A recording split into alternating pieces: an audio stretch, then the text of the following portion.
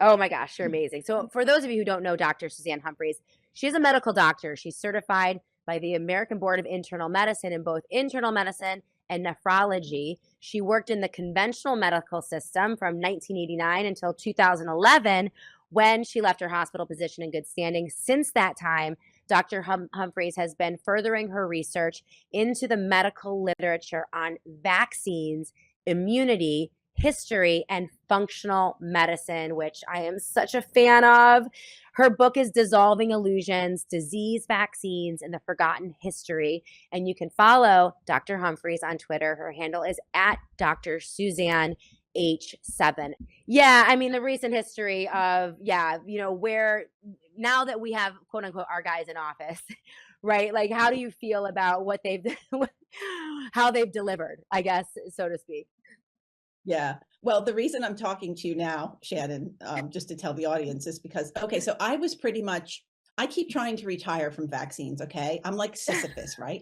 I keep trying to retire and go have a life of anonymity because I feel like I did my tour of duty and then I did another tour of duty and another one. And I just wanted to kind of have some anonymity for a while and Right. relax. And then, and this is just how life happens, I guess. And we have to make choices, and the choices we make lead us where we are.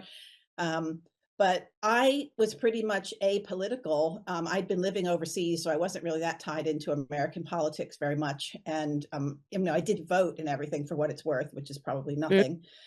And I had not been on Twitter because my account was axed so bad that if I tried to reinstate my account, I used my senior partner's name in another country to try to reinstate it, and they somehow knew that it was still me, Wow. so I'd be able to open the account and then it would immediately shut again. So I just gave up on Twitter, and then when Musk bought it, I thought, okay, maybe I can get my account back, which I couldn't. So all this, rumor that you can get your old account back wasn't true for me. Right, And then right. so I started a new account, and I only just had a few thousand people there. And I didn't know any of you guys. I didn't know you. Um, I didn't know who Danny Jones was. I didn't know who Mary Talley Bowden. I didn't know who Jack Wow. Cruz was. And then one day somebody sends me this video with Jack Cruz, and with interviewing Callie Means with Danny and Mary, and I'm going, okay, well, this is interesting, but gosh, why is Jack being such a jerk to this guy? And I almost stopped after 20 minutes, but I just kept going. And all of a sudden I was like, oh, darn, Jack's onto something here. Like this guy is too self-controlled. This Callie Means guy, like there was something very spooky about him. And then he wouldn't answer the questions. And I thought, okay, so you've got Mary, who's this ENT person. You've got Jack, who, he's pretty much a wild man, but he's pretty smart. Right, And so that was, for me, was like one of the first kind of flashes of light that something was off. And right, then right. a few weeks later, I wake up and Casey Means, I read the news, and Casey Means is our new Surgeon General. And I was like, are you kidding me? And Mhm. I didn't go and read anything. I didn't go and research her any further. I just I'm instinctive. And I knew in my gut something was really seriously wrong with this, like, for lots of reasons. But anyway, so I put a post, I think CHD posted something about how great it was. And I just wrote, I think I just wrote a one-liner. It was something like, this is ridiculous. I think that's what I wrote. And Yeah. it's like our team came dogpiling onto me. Our own people started to dogpile me, and I was like, Yep. okay. I I didn't back away from it. I didn't delete my comment. I just kept looking, and I just kept getting reinforcement that something was wrong here. The woman dropped out of her residency. She gave up her medical license the year before, and I'm going, who does that? Yeah. Yeah. So, and then after knowing what her brother was up to, and initially I was kind of seduced by the two of them because I watched them on Tucker Carlson. And I was like, oh, these two are brilliant. This is great. And so for me, it wasn't what they were saying, it was what they weren't saying. And that's what Jack kind of helped me understand, what Yeah. they weren't saying. And that's the obvious problem, and it's the obvious problem with the whole movement. And so since then I've just been watching again and going, oh, Yeah. none of this is looking good at all. And Right. I keep being told, like, you just be calm, they're playing 5D, what are we up to, 20D chess now? And then I see a comment that you made. Here was your comment. You said Maha needs to be burned to the ground. I think that's what you said. And I was like, That's absolutely right. Shannon Joy's absolutely right. I don't know who this woman is, but I got to keep watching because she's the only person I've seen so far who is saying something. And it was like the first time back in 2008 when I heard Sherry Tenpenny say, no vaccines are necessary. And I just knew in every bone and every cell in my body that that was true. And when you said Right. Maha needs to be burned to the ground, I just knew that that was true as well. And yeah, so I guess I'm not a diplomat, which is why I'm not in Washington D.C. Mhm. And I never will be in Washington D.C. And I'm more of a grassroots person because as I if you know any of my history, when I woke up to the problems of vaccines, I was told that I should go do my own research on hospital patients and kidney failure, and I knew right then and there that I was going to be captured by something if I did that, in terms Mhm. of, oh, she's an anti-vaxxer, it'll never be published, it's just a case study, it doesn't mean anything, but they'll tie me up for years. And so I said, I'm out of here, I'm going to go bring my message to the general public, to parents. And I think that's really where I stand today. And I think the hope that we have left, and one of your other guests who I love very much is Catherine Austin Fitts. And when I heard her Mm. talk, she kind of, a lot of the pieces fall into place when I hear her talk about the financial aspect of it. Yes. And when she, and I totally agree with her, is that we're the answer. The masses are the answer. It is not the politicians and the government who are just, honestly, I mean, if it's not obvious to you by now that that these politicians are selected and not elected, it's like there's no hope if you don't get that by now, by I today. it's astounding to me how many people are still in the matrix, in a sense, right? This left-right paradigm.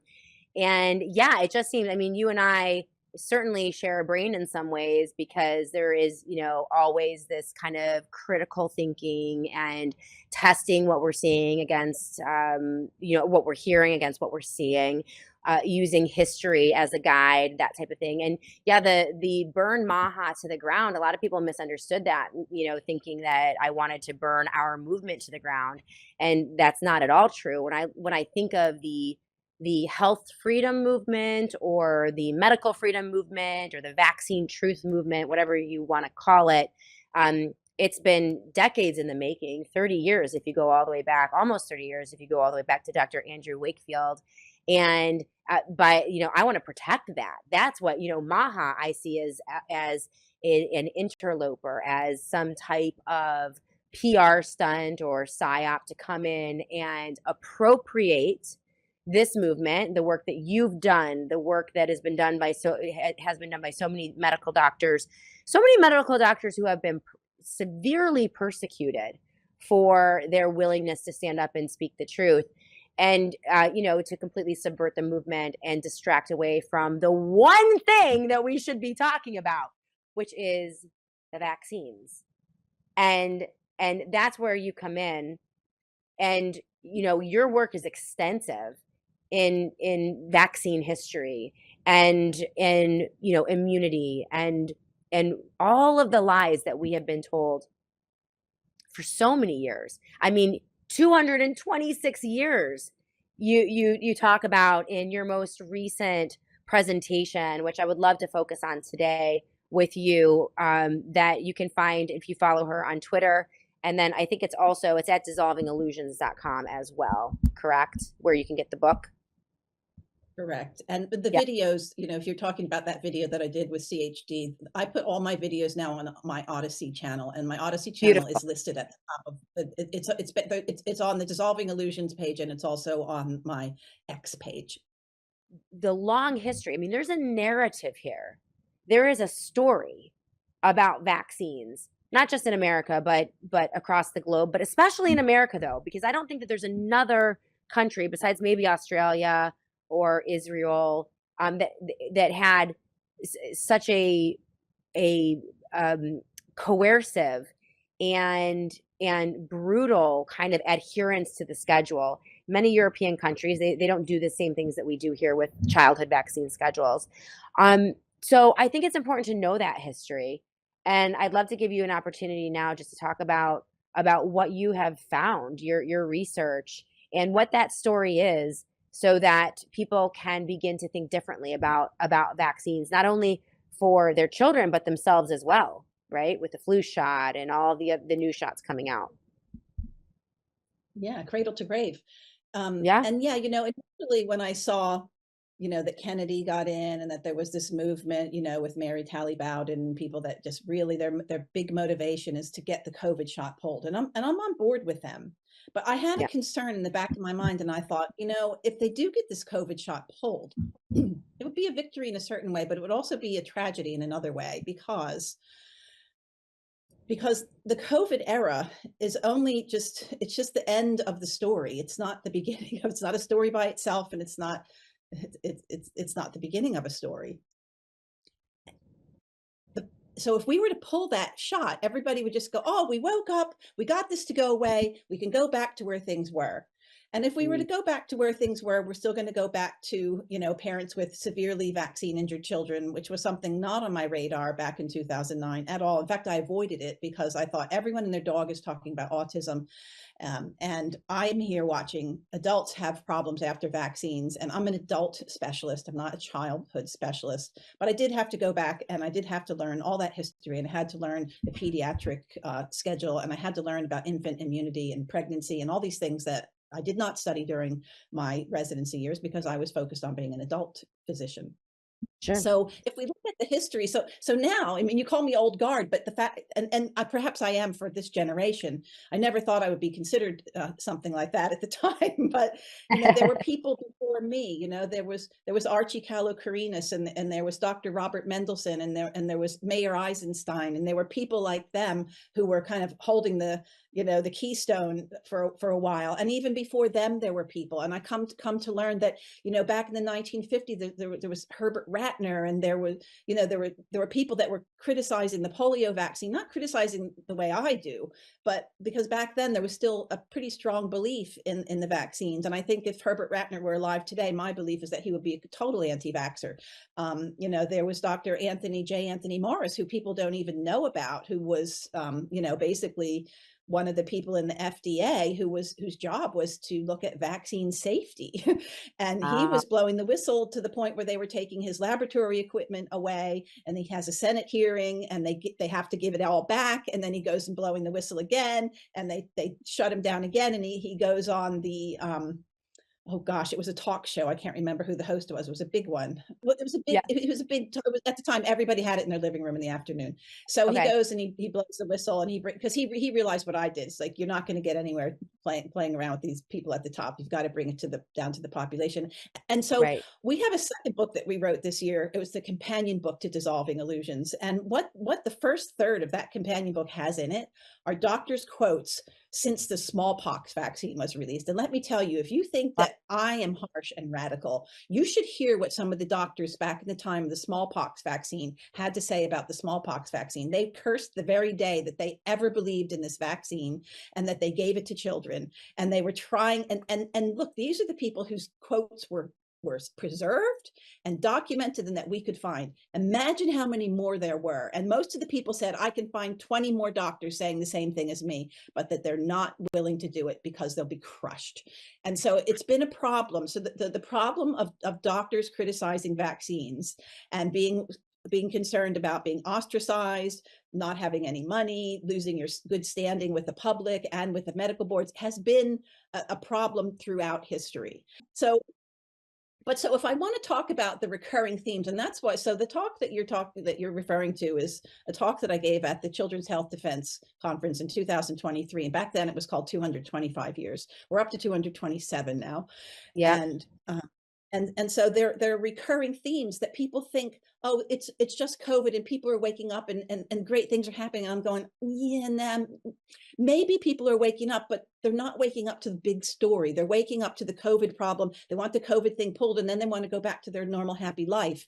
And I don't want that to happen. I want the COVID shot pulled, but I want it pulled as just one example of something that's happened throughout history over and over and over again. And I want people to start critically looking at the other jabs that they're given to their children and start looking at unvaccinated children and look what I told them non-vaccinated, not unvaccinated, they're non-vaccinated children. They were Unvaccinated. never vaccinated, and Yeah. look at the health of them. And my mantra is always, I am not going to tell people what to do with vaccines. What I think is that there should be always informed consent. And if you understand the 1986 law that was passed, the childhood vaccine, whatever in 1986. Yep. Yep. That part of that, when Barbara Loe Fisher was part of that being passed, she tells me that there was a 13-page consent form that had to be given to parents before they would, they had to sign it, read it and sign it before the vaccine was given. Well, that was removed straight away from the agreement after it passed through, legally Wow. passed. Yeah, so there Yeah. was informed consent, and now it's boiled down to the little pink piece of paper that's left in patients' rooms by the CDC, which is half truths and lies. Hmm. Um, so there's the informed consent is part of it. So there's medical freedom is the other one. We should be able to reject it. So those are my two demands that I'm never going to let go of: is informed consent and opt out. I don't care where you are in society, whether you're in the hospital, whether you're going to university, daycare, there should be no mandates. Right. Period. Okay. Period. I don't even Yeah. say opt So out. I say refuse. I mean, you have the right to refuse. This body is my body, right? And you don't have a right to inject me with anything against my will, or my children with anything against them. I mean, I think it's in that respect, I see this as a human rights movement, because I can't fathom any logic that would compel a human being to allow an injection into their body against their will. To me, that's just I don't even really care about the science. I don't really care about any of the peripheral, that in and of itself, I think is so basic. But no one really talks about that, right? Somehow we just kind of we get directed into, well, I have to prove to you why I don't want this vaccine. I have to prove to you why the vaccine might not be safe, which it isn't. But you know what I mean? Like, all of those things frustrate me, because I'm like, I feel like we've lost, like, really just the essence of this to begin with, you know? when you really sit back and study the history and look at what's going on, and you see what's being injected into newborn children through a needle, like, it's just revolting to me, honestly. I've gotten to the point where, like, the whole process of vaccination, whether it's manufacture and administration, the whole thing just makes me feel a slightly nauseated. Yeah. It's disgusting and unnatural and wrong. But Yeah. that's my opinion. So if we want to go back through history, like, I'll just give you a few examples that go straight through history, from smallpox to Okay. COVID. I think Okay. probably the most important one is how diseases are treated. Now, and let me just take a little sidestep to that, and to say that if you go to dissolvingillusions.com, there are all kinds of free images, free chapter areas. You don't have to buy the book. Just go there and look at the colored graphs. If you do it right now in another tab on your computer, to whoever's watching, and just look at the death curves for the various diseases that we vaccinate for. And Mm. also we have death curves for diseases that we never vaccinated for. And what you will see is that the death curves go down precipitously over time from, Wow. say 1900 down to 1970, 1980, whenever the vaccines came in, is that the death curve decline has little, if anything, to do with the implementation of vaccination. But we have to look at the death, because this is what parents are told: if they don't vaccinate on time, is your baby could die, right? And when they lose that argument, they say, oh yeah, but your baby could get a really bad cough, or they could get brain damage, or they could be taking up a bed in the NICU when somebody else might need it. And they just keep going Oh on and my. on and on with excuses. Right. But so let's look at the treatment of diseases throughout history and how that impacted the death curve, because it has a strong impact. So most people that are watching this are going to know that the way COVID was treated in hospitals had something to do with the death curve of COVID, right? Yeah. Absolutely. Yes, nobody will Absolutely. argue with that. The Yeah. We call them ventilation, so we kill them the kill protocols. Kill kill protocols here this year. protocols, Yeah. sedation, remdesivir, ventilation, death. Yeah. If you go back and look at smallpox, you have to understand that the standard treatment for smallpox, in the 1800s and 1900s, and this is all very meticulously documented in Dissolving Illusions, was to put somebody into a dark room, to give them mercurials until they vomited and had diarrhea of every last thing in their gut, to not give them fresh air, because they thought that fresh air made things worse. And so they were doing things that were, they would dehydrate them. They would be begging for water, and they would not give these people water. And then they were bleeding them as well. Oh So my this word. was the standard Wow. treatment for smallpox. So you can imagine that might have had some impact on the death curve for smallpox. If you Yes. want to look at polio, um, I just recently came across a documentation of the fact that when people were put in iron lungs, initially they thought it was better to increase the respiratory rate in the iron lungs. When they realized they were hyperventilating people to a detriment, they slowed it down by half, and then they had half of the amount of death. So we're talking 1950s now. So those iron lungs that people think represent life to the people that couldn't breathe properly, they were actually killing them in the iron lungs until they worked this situation out. Wow. The- Wow. That's like that just reminds me of the ventilators, right? that's right. Like the ventilators were going to be the savior. We need to ship all these ventilators out, but they were actually the mechanism of death. And you are saying that the iron lungs were a very similar kind of situation with polio. Wow. And you'll have people come on and comment when they see this thing. Oh, my so and so uncle, grandfather was in an iron lung and it saved their life. Well, you know what? I'm not talking about every single person that was in an iron lung. And Right. the polio story is a very complicated one. It's a very dark and weird story, and I Mhm. did a very deep, long dive into that, and there's a full chapter on it. The Right. other thing people realize is that the actual vaccines were part of the problem in terms of what the polio that was seen and the paralysis that was seen, but I'm not going to get into that right now. So let's jump to Right. measles. How's Yeah. measles? How was measles treated over the years? Well, children with measles, there's a great some great write-ups of this that I think we do refer to in the book. But one of the best ones was this. It was a German article, and I believe I did bring this up. It was either on the High Wire or it was in this video. But what Okay. they did, the standard treatment for measles, if it was severe, was to sedate the child. Sometimes it was to give steroids. Was to put them in a dark room. Um, I think there was painkillers and sedatives, and there was something else I can't remember. And so this Okay. doctor came along and he said, "Okay, what I want to do is I want you to give me half of these kids." And the death rate was quite high. It was like 30 some percent, the death rate, wherever this was. Mm. And, Yep. and again, this is just an example of what standard of care was in the day.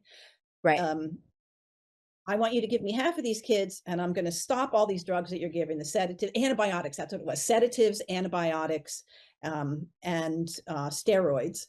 And I want to just treat them with nutrition and vitamin A, vitamin C, vitamin D. And Mhm. the death rate went down to like 1%. It was like, and this was, I think it was in an African country. Okay. And in the USA, what we saw are people still being put into dark rooms. Well, the reason that they had photosensitivity was because of vitamin A deficiency. It wasn't because they weren't sitting in a dark room. So it would have been better to do what most great grandparents today did, which would be give some cod liver oil, which would have given them some vitamin A and some vitamin D. Um, but that's the dark room was kind of standard of care for measles as well, maybe left over from smallpox era, I don't know. But one of the most amazing treatments for measles was that they would take blood from a parent, about 5 to 10 mLs of blood, without Okay. doing any blood typing at all, and inject it into the buttock of the child that had measles, thinking that they could transfer immunity from the parent to the child. So that Okay. was your early form of vaccination, I suppose.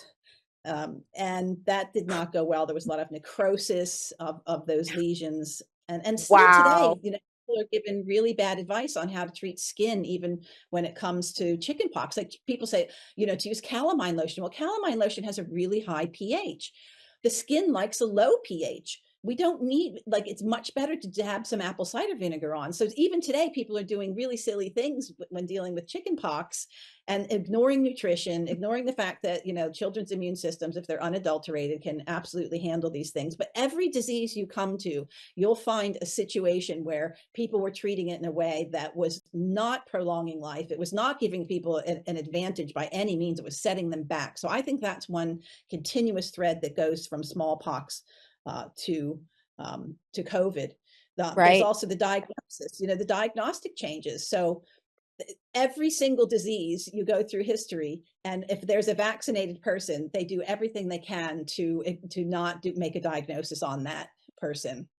And Right. before the vaccine comes out, for instance, with polio, anyone who had a limp or anything that could possibly resemble polio whether be it gastroenteritis or whatever, but especially if they had any neurologic symptoms, would have been considered polio, full stop. And it would have been considered a public service to report it as such, because then they could get funding for support. So the umbrella that was cast around polio, and this is just one example of many diseases.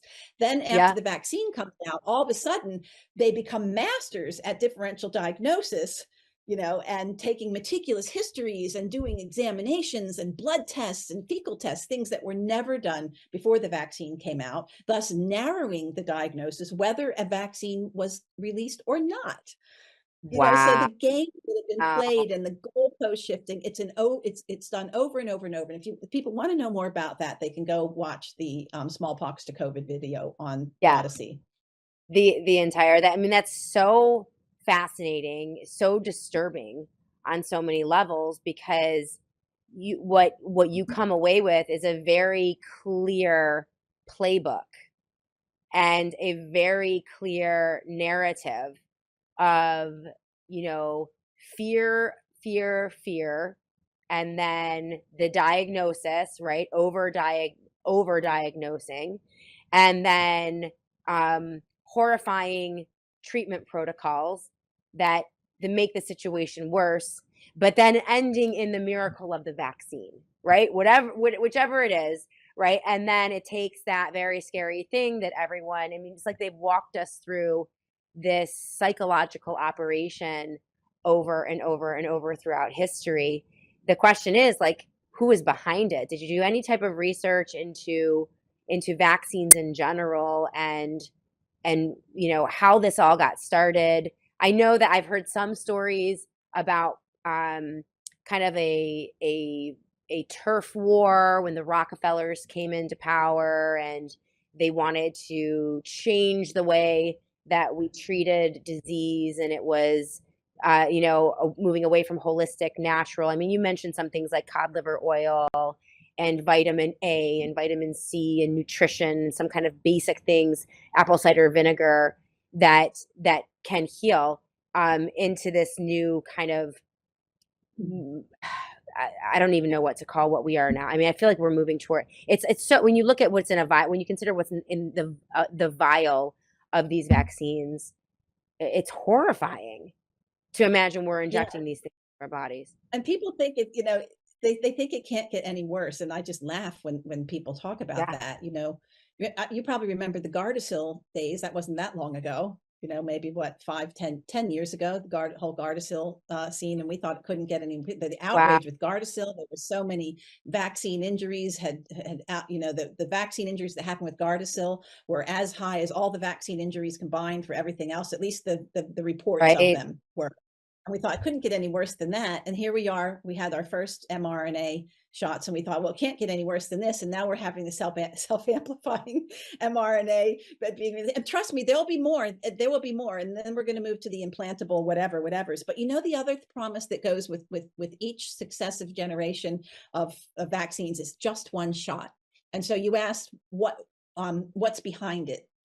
So when Jenner came out with his just one shot, which was supposed to be just one shot of a smallpox vaccine, he told the king that it would just, if we just did this one time to the population, that we would get rid of smallpox. Well, guess what? That didn't work. He got £1,000 at the time, which was quite a bit of money Wow. from the king. And he carried on. He never did any controlled experiments. And so then they said, well, maybe not just one shot. We have to. There's some pictures of a good take on a child's arm, that there are 5 ulcers on the arm, and that would be generally considered a normal thing. I have a friend who's 71 this year, and she said that they did 4 on her leg, Wow. and that was because she was emigrating to another country.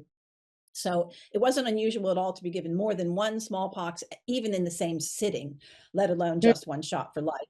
And then it was said later by a Dr. Olson that perhaps yearly would be better. And so it was another situation where there's no bad time to give the shot. There was no person that it wasn't a good idea to give it to. And so you have this one shot. And so measles comes out. If you gave just one shot to just part of the childhood population, that they predicted that they would eradicate measles in the USA that very year. Get Oh my that. God. Okay. So hold on. So the just one shot in the 19 would have been 1960s. I think it was 67 when that promise was made. It's in the video. Well, that didn't work out because by 1991, when I was in medical school, they had made all kinds of pronouncements that the people that were just one jabbed back in those days were now again susceptible to measles. So instead of one, now we need 2 measles jabs. And then people like me who were jabbed during childhood should just keep getting them into adulthood because I'm now susceptible. So the just one shot paradigm goes over and over. When they first COVID shots first came out, we were told it was just one. Now what are we up to? Every 6 months, I've got some people who've had 7 of them. 7. I think I saw one woman that had 8 of them. So you've got the On just one shot. And so you want to know who is behind it and why. I don't think that there's just one answer to this question, but there's definitely one thread that runs through all of it, which is money. But a few years ago I sat back and I was like, why do they need this much money? And this is where Catherine Austin Fitz comes in, because I'm sitting there going, I literally said, why do these drug companies, these CEOs, and why do they need this much money? I mean, they have so much money. Do they want to live off planet? Like, what possibly could they need billions of dollars for? Like, I don't know. I'd be happy with a few million. These people have right. hundreds of billions. Like, Mm. why? Why do they want to keep earning over and above that? And I think this is where Catherine filled in the blanks, is that she followed the money, where the money was coming from, where the money was going. And I'm going to leave that explanation to her. I've pondered this myself often, like because everyone says follow the money, follow the money, follow the money. But I have learned over time that that for a certain few, but I think very enough, a large enough group of a large enough cohort, there is this desire for power. And I think that has a lot to do with their desire to be in control of things, to have all power. And it's almost like a God complex where they think they can save the world. They think they can save humanity. They think whatever their big fanciful dream is, I think that they really do, they can begin to believe it.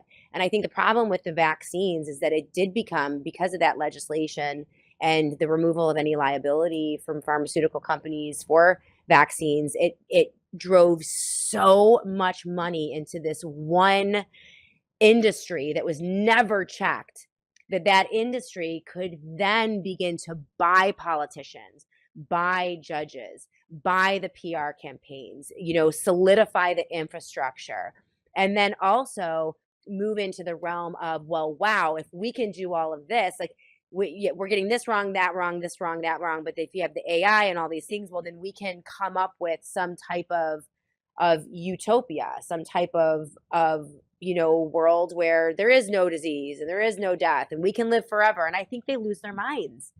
Hmm.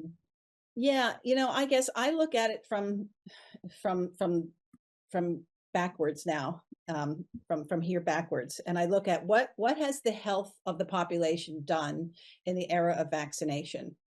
And Oh, if you look at the gross national product in the 1900s, you'll see that about 3.5% of gross national product was going towards vaccines, antibiotics, and things that would have helped with infectious diseases. So very little of that contribution to our prolonged life and health had to do with the medical system.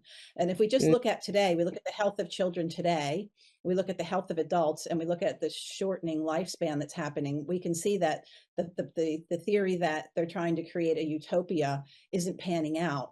And so yeah, for about 10 years, I've been watching the vaccine literature keep talking about the new golden era of vaccinology. And I'm sitting there going, what back then I'm going, what are they possibly going to drum up? And I just couldn't imagine. They just kept going on, Jacobson and all these, big head honchos of vaccinology, the new golden era of vaccinology, because they were admitting that the whooping cough and measles vaccines weren't working. And they're admitting, even mm, Fauci and Morins wrote an article about COVID shots and flu shots, about how the effectiveness is ridiculous, and that they wouldn't have even passed the measures that were set in the 1980s for vaccine right.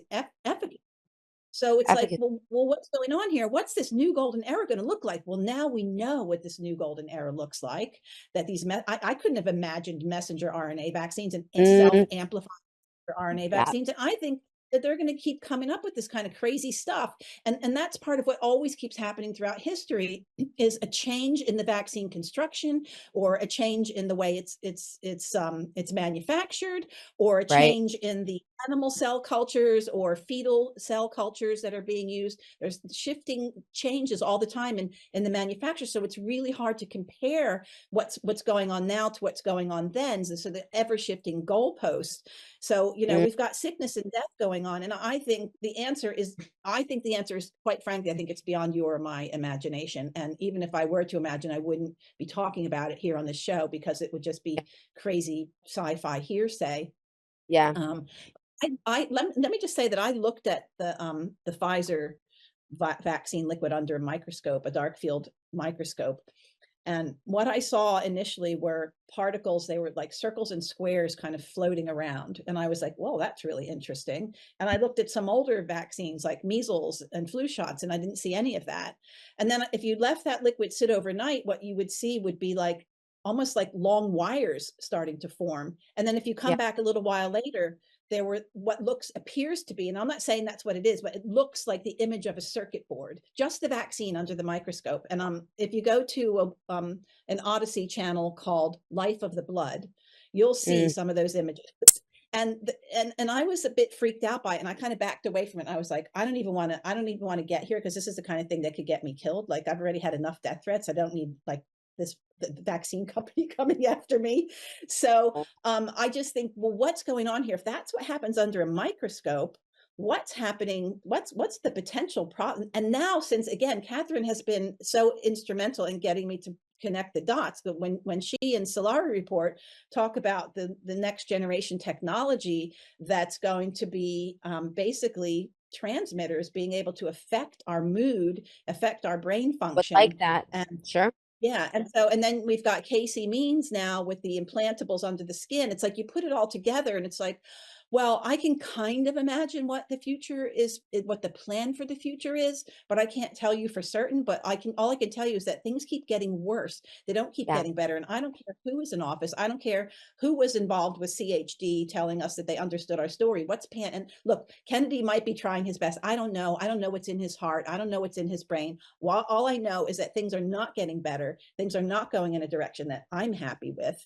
And I think, and bringing all this artificial intelligence in, and all the new contracts that are happening, does not bode well for us into the future, which is why I'm just saying, look, people need to mobilize now. People need to take back their own power. And if everybody during the COVID epidemic, so if that's what you want to call it, said no, we wouldn't be in the position that we're in right now. To me, there was nothing that could have made me take one of those jabs. I don't care if I had 6 kids in a house, I would have said, kids, we're going to go have an adventure. We're going to live in a smaller place. We're going to get back to the land. I'm not going to work in this job anymore, because mommy might die from this.